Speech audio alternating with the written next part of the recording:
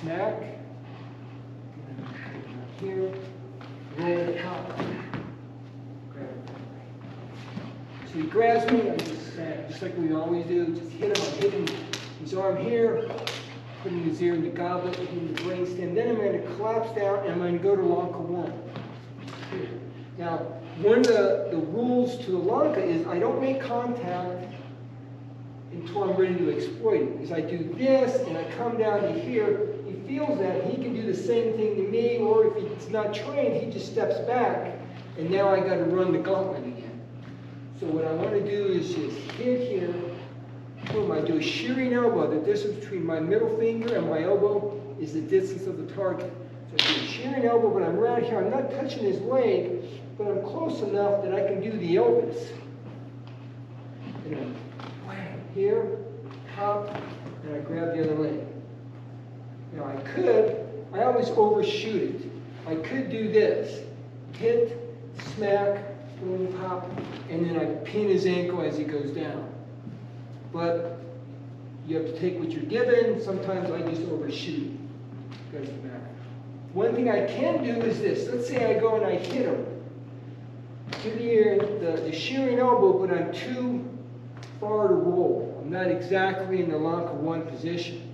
What I can do is smack the neck and I move in. I take a little bit of real estate. That puts me in the position to pop and grab. And over here, I smack, hit.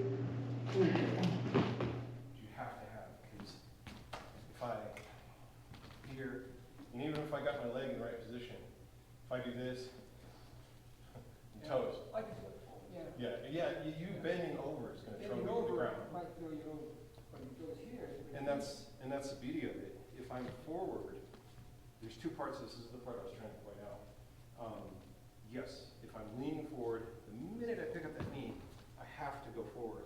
And I'm using his structure. I've got him locked here, and I've kind of got a little hook here. And this is not only letting me control him, but it's also when he's falling backward, just pulling me forward and keeping me in like the better position, at this point. Don't. I'm going to block in here, then he's going to throw a left. Block in, smack, and then I'm going to feed the arm right to left. Have to be here, smash, and grab the other end, if I can. So the idea is, remember, this is just a drill to identify the principles of Lanka 3. It's not really a technique. I just block in here, then up here, I do strike mode, smack into here. That's going to get his weight going back. I transfer his arm right to left. I make the adjustments. Remember what I said. Doing the drill, I want to make the adjustment before I lock in. If I'm right here and I lock in, now I'm really walking the tightrope and he can just pull me over that way.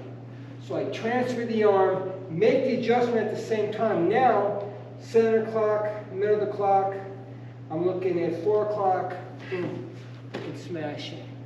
And then I smash and I grab it here. Now, if I'm here, boom, I can just do the something. Or I can do it this way. 1, 2, 3, smack, I come in, boom. I would rather do the knee smack. I can do the sapu, but it depends on if his weight is way back and I do the sapu, it doesn't do anything.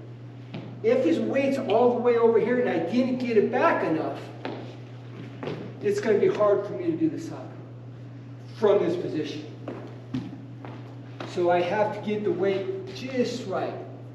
That's why the follow-up, I'd rather just smash, grab the ankle. It's simple, sweet, and if you can pin that ankle and the shin goes horizontal to the deck and the ankle is vertical to the deck, there's something that has to give there. Yeah, the neutral horse that we do is only there for learning purposes. If you watch Bob's Lanka video, he didn't do the neutral horse. He came up with that afterwards. And I think a lot of it is, I think you recognize the importance of having sort of a common jumping off point. Because all the lankas, this is common. But then once you learn the principles and the movements, you don't have to do that. You can just move in and just make up your own stuff if you understand the principles. You don't have to go through this step by step. And we see a lot of it in slow flow. I mean, it can be a position, I can think, it's hard to even think of one, but I can come do my first step. Ron does the first step, I'm here. I'm here. I took the liberty of adding an extra step, but yeah, once you're doing slow flow, always try and keep in mind, where is a hidden lanka? Which lanka? Oh, just a 1. Oh, here's a 3. Okay, here's a 4. Yep. And yeah, you don't have to do all the steps. You know, his arms extended out. Well, that's perfect. I don't have to do anything special to get in, hit here, and move right into where I want to be. And you do the drills enough, you'll see that pattern. Like, oh yeah, right, it's right there. Yeah. You know, but it's you have to do the drill over and over again, sort of get that in, you fix in your brain, and you just start seeing lankas wherever you are. Oh, I can do that. Yeah. But he's in the left leg, he throws the punch, I walk in, and I hack in. That's the expand. Then I'm going to compress down to elbow.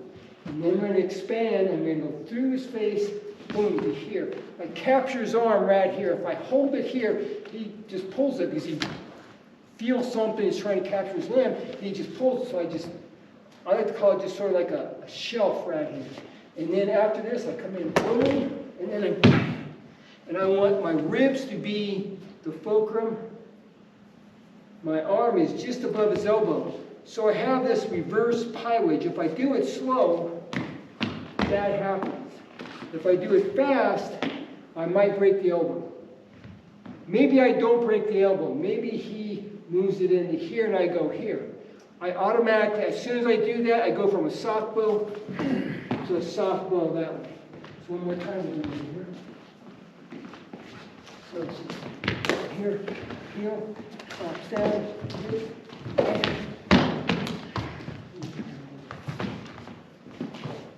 so just here, breathe in, drops down, hit. Any questions? First part slow, please. Good? Slow down the first part. Slow down, Left right? hand. So hit, I hack saw down. Now just pretend there's a rod that goes wrapped on in the middle of my arm. I just pivot there, drops down to an elbow. Then I have a chambered fist. I'm going to hit the face, chin, and I'm going to open up the door a little bit. So I move my foot into here and I say hello to the person sitting over there in that chair. I loop it down as I go from a soft bow to a soft bow. Notice knee on target. And then I capture the arm. I'm just going to seat, pivot 90 degrees to here.